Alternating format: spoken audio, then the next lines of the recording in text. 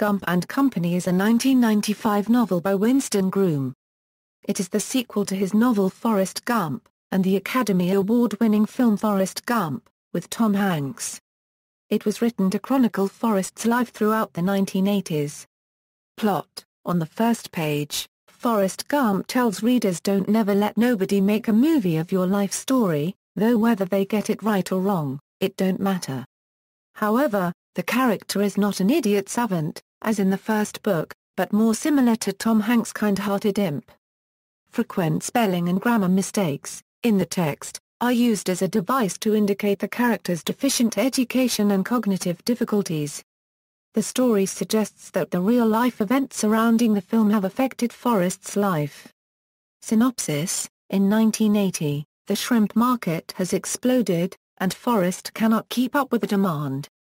Adding to troubles is that Lieutenant Dan sells off his share of the Bubba Gump Shrimp Company in order to fund a swanky retirement, and labor disagreements.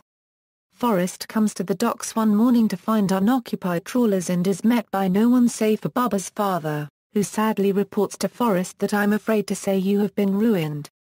To make ends meet, Forrest takes a job as a janitor in a strip club in New Orleans.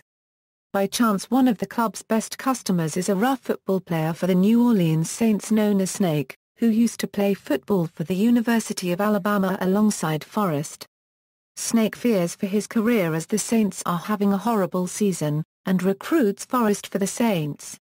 Forrest is unsure of playing in the NFL, citing how the players are much bigger than in college, he has lost some of his famous running ability and how with all that gear, you look like a man from Mars or something, but agrees to do so on the basis of providing for Forrest and his ailing wife Jenny. Forrest does have a somewhat successful career in pro football, but is soon subject to the tactics of sports agents, which he has no knowledge or care about. However, in the middle of one game Jenny has died. Forrest says he cannot be at the next game in order to deliver the eulogy at her funeral, to which he is cut from the Saints after the management believes it to be a holdout tactic. Once again unemployed, Forrest sells encyclopedias door-to-door, under a questionable man known as Slim. Little Forrest points out the encyclopedias are inaccurate, but when Forrest points that out to Slim, he is told just to make sales, not check for verification. Forrest comes across a manor owned by the Hopools upon his sales route. The wife is looking to have an affair with Forrest while the husband is wrapped in his work in research and development. When told to help himself to anything in the kitchen, Forrest sees cans of Coca-Cola but they do not taste like what he is used to, causing Forrest to experiment with different foods to better the recipe. This gets noticed by Mr. Hopool, but Forrest cannot remember the ingredients added, which causes Forrest to get a new job in Coke's research and development. This proves tiring as Forrest is hounded day and night to recreate the formula. Jenny's ghost appears, telling Forrest this job is not for him as he is simply be used for his bosses to climb the promotional ladder, and his original concoction was a fluke. Forrest decides to feign rediscovering the formula to their satisfaction, and the premiere of New Coke is a gala event in Atlanta, Georgia. People unwillingly admire the formula until one little boy says it is awful, inciting an angry displeased crowd. Forrest escapes the fracas by jumping aboard a train in the switchyard, which he rides out into the country. Forrest and his son get a job at a pig farm owned by Mr. McVicker. Little Forrest notes how pig feed can get expensive and recommends using something that no one else wants: garbage. Forrest takes note of how much garbage a nearby army base produces and offers to remove it. To his surprise, the base's command sergeant major is a black man who served with Forrest and Bubba in Vietnam, known as Sergeant Kranz. The pig feed idea soon becomes a means of solving the energy crisis by using pig dung as power, with Little Forrest helping a team of engineers to build the world's first pig power plant. However, on the day of the ribbon cutting, the power plant suffers a meltdown of sorts when an explosion leaves the audience covered in dung. Forrest escapes by himself, hopping another train to Washington, D.C.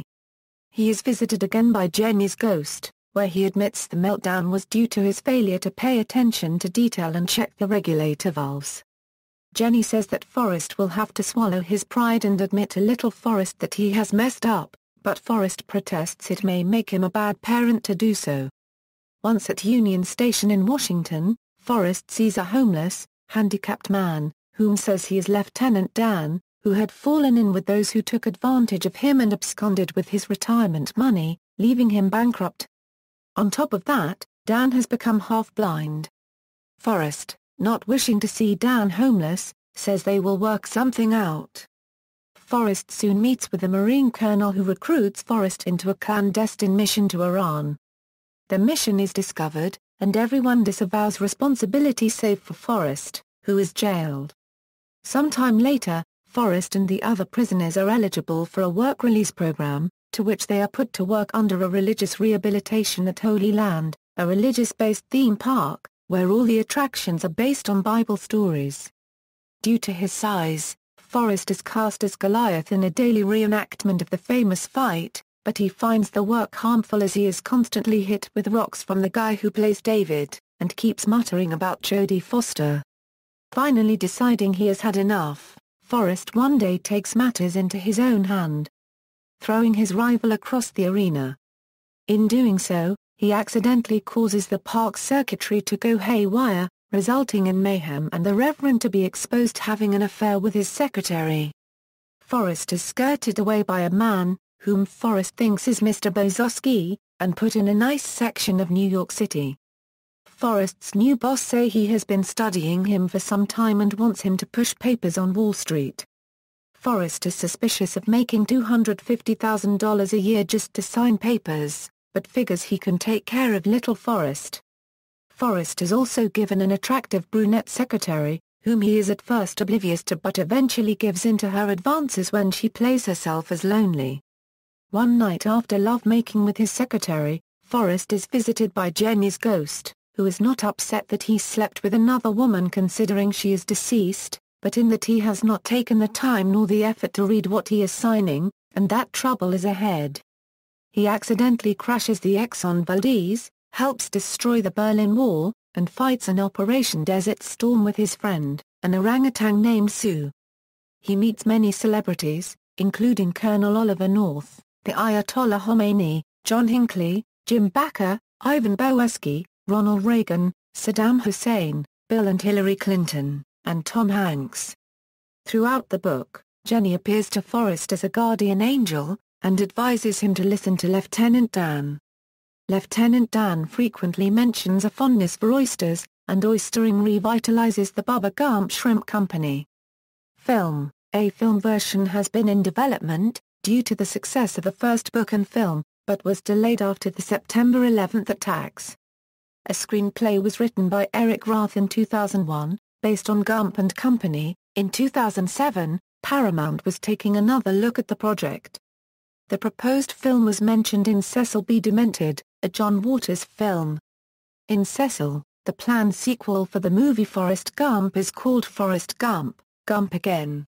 Reception: Larry King reportedly called it the funniest novel I ever read. The publisher, Simon & Schuster, cite a number of positive reviews, including Patricia Holt, in the San Francisco Chronicle, saying it is a delight. The New York Times review says that Winston Groom may have created the character of Forrest Gump, but he was a very different creature before Tom Hanks made him into an icon. References